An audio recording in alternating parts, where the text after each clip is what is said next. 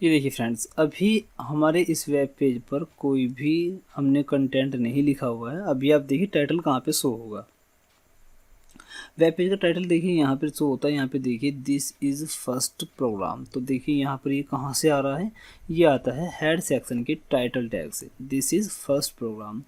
तो यहाँ पर आप जो भी चाहें वो लिख सकते हैं। देखिए जैसे मैं लिखता हूँ smartmind.com। ओके, ये हो, कंट्रोल ऐसे सेव किया और मैं अब पेज को दोबारा से रिफ्रेश करता हूँ। तो देखिए अभी यहाँ पे क्या आ गया, smartmind.com। तो ठीक है, टाइटल टैग हमारा ये होता है। और दूसरा हम देखते हैं स्क्रिप्ट कैसे हम यूज़ करते हैं। देखिए मैंने आपको पहले जावा स्क्रिप्ट ऑलरेडी बताई है, जो जहाँ पर जितना यूज़ हुआ है, जितना मुझको इम्पोर्टेंट लगा, जो मुझे बताना चाहिए था, वो मैंने आपको बताया है। अब मान लीजिए मैं यहाँ पर एक ध्यान दीजिएगा आप, देखिए मैं यहाँ पर एक पैराग्राफ लिखता हूँ जिसको मैं आईडी देता हूँ equals to para. Okay, para.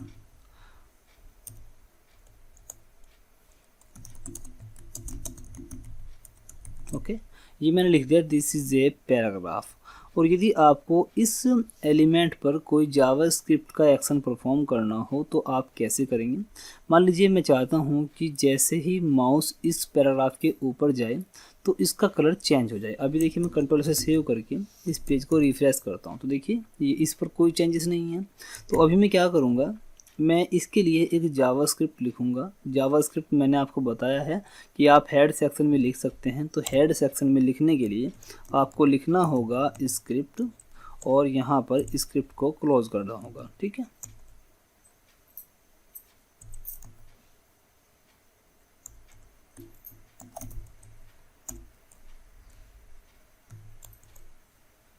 ये देखिए मैंने यहाँ पर स्क्रिप्ट लिख दी है। और यहाँ पर मुझे इस पैराग्राफ को टारगेट करने के लिए सबसे पहले इसकी आईडी का यूज़ करना होगा। वो देखिए कैसे करेंगे। मैं यहाँ पे क्या करता हूँ, मैं यहाँ पे लिखता हूँ डॉक्यूमेंट डॉट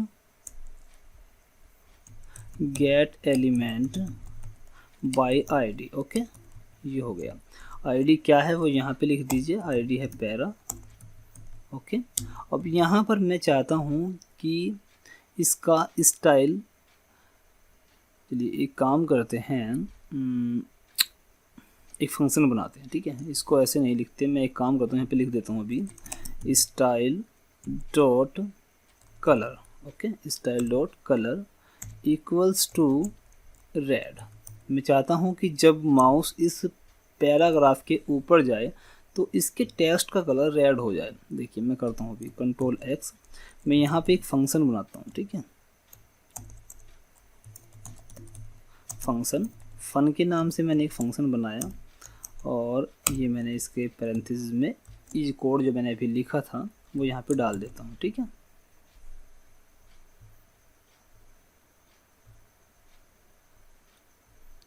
ये देखिए अभी क्या होना चाहिए, ये फंक्शन मैंने बनाया है। फंक्शन कब कॉल होगा मैं उसके लिए यहाँ पैराग्राफ में लिखूँगा। देखिए ध्यान दीजिएगा, यहाँ पर on mouse over. Okay, on mouse over equals to function जो मैंने बनाया है उसको मैं यहाँ पर कॉल कर देता हूँ। देखिए कोई भी फंक्शन तब तक नहीं चलेगा जब तक उसको कमांड नहीं दी जाएगी। अब मैंने यहाँ पे कमांड दी है ऑन माउस ओवर। ठीक है, ऑन माउस ओवर, जैसे ही माउस इस पैराग्राफ के ऊपर जाएगा तो इस पर एक फंक्शन मैंने लगाया हुआ है, ये फंक्शन चल जाएगा और इस फंक्शन के हिसाब से इसका जो कलर है वो रेड हो जाएगा। तो मैं कंट्रोल ऐसे सेव करके इसको रिफ्रेश करता हूँ। देखिए अभी ये ब्लैक कलर का है, जैसे ही माउस इसके ऊपर जाएगा तो ये रेड हो जाएगा। देख रहे हैं आप, ये रेड हो गया। दोबारा देखते हैं, देखिए। ठीक है, तो इस तरह से आप जावा स्क्रिप्ट HTML के नोट्स दो फॉर्मेट में अवेलेबल हैं, PDF में भी हैं और पावर पॉइंट की प्रेजेंटेशन फाइल में भी हैं। यदि आप इनको प्राप्त करना चाहते हैं तो हमारी वेबसाइट smartmindcode.com पर विजिट करें। जावा स्क्रिप्ट को हेड सेक्शन में भी लिख सकते हैं और बॉडी सेक्शन में भी लिख सकते हैं। ठीक है, अब दूसरा मैं आपको बता देता हूँ, आप हेड सेक्शन में लिंक टैग का कैसे यूज़ करते हैं। लिंक टैग की मदद से कैसे किसी एक्सटर्नल फाइल को आप किसी वेब पेज में यूज़ कर सकते हैं। चलिए किसी भी एक्सटर्नल फाइल को यूज़ करने के लिए लिंक टैग का हम यूज़ करते हैं। चलिए कैसे करेंगे वो ध्यान दीजिए। देखिए मेरे पास में यहाँ पर अभी कोई फाइल CSS की शायद नहीं है, ये रही, देखिए मेरे पास में है एक CSS की फाइल मेरे पास में, ये रही, ठीक है। मैं इसको ओपन कर लेता हूँ, मैं यहाँ कोड एडिटर में इसको ओपन कर लेता हूँ,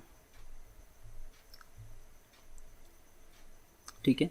अब देखिए यहाँ पर आप कोडिंग लिखेंगे, ठीक है, जो भी कोडिंग आप लिखना चाहें अपने वेब पेज के लिए वो यहाँ पे लिखेंगे। लेकिन सबसे पहले ध्यान आपको देख क्या करना होगा, यहाँ पर मैं क्या करता हूँ, ये मेरे पास में इंडेक्स फाइल है,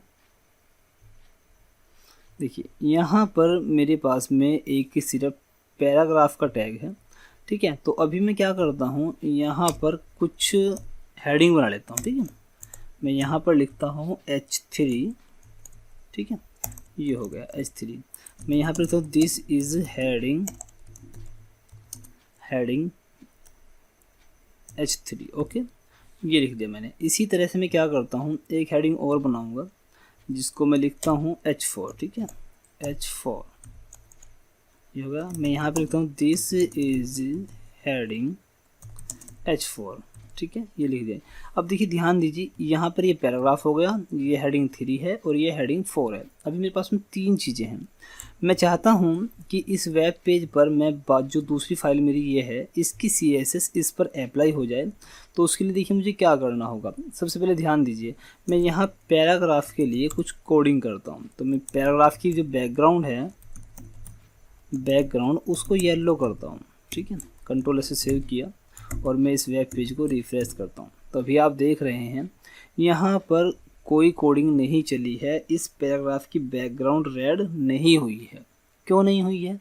क्योंकि जो मैंने CSS लिखी है वो इस वाली फाइल में लिखी है, जबकि हमारी जो मेन फाइल है, जो हमारा वेब पेज है, वो ये है। तो इसकी जो CSS जो मैं इसमें लिख रहा हूँ, इसकी CSS को इस वेब पेज में यूज़ करने के लिए पहले मुझे इस स्टाइल शीट को इसमें लिंक करना होगा। लिंक करने के लिए क्या करेंगे, ध्यान दीजिए। उसके लिए मैंने बताया था कि यहाँ हेड सेक्शन में आपको लिंक का टैग ओपन करना है, यहाँ पे रेल लिखना है, रेल में आपको बताना है किस टाइप की फ़ाइल है, तो स्टाइल शीट है, ठीक है, यहाँ पे लिखना है स्टाइल शीट। उसके बाद आपको यहाँ पे सोर्स देना है कि आखिर आपकी जो स्टाइल शीट है वो कहाँ पर है। स्टाइल शीट हमारी खास वहीं पर है जहाँ पर हमारी मेन फाइल जिसको हम यूज़ कर रहे हैं, ये वाली फ़ाइल है, और यहीं पर हमारी स्टाइल की फ़ाइल है। यदि ये किसी फोल्डर के अंदर होती तो फाइल का पाथ कैसे देते हैं वो मैंने आपको पहले भी पढ़ा दिया है, ठीक है। तो यहाँ पे मैं लिखता हूँ style.css, ओके, ये हो गया। और यहाँ पर लिंक टैग को मैं बंद कर लेता हूँ। अब देखिए हमारी ये वाली फ़ाइल इस हमारी मेन फाइल में लिंक हो चुकी है। तो इसमें जो भी हम CSS लिखेंगे अब इस पर अप्लाई होगी। कंट्रोल से सेव करके मैं इसको रिफ्रेश करता हूँ।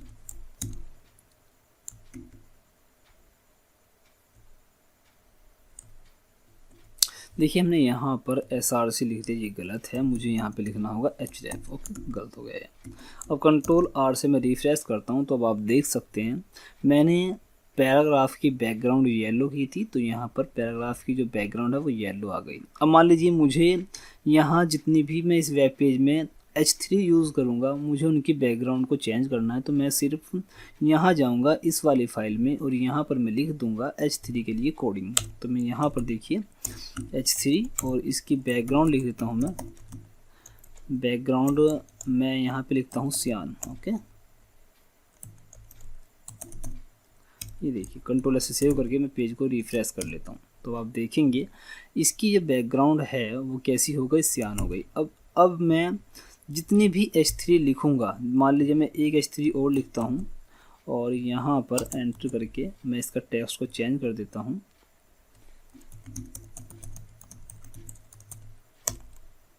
ठीक है, ये कर दिया मैंने।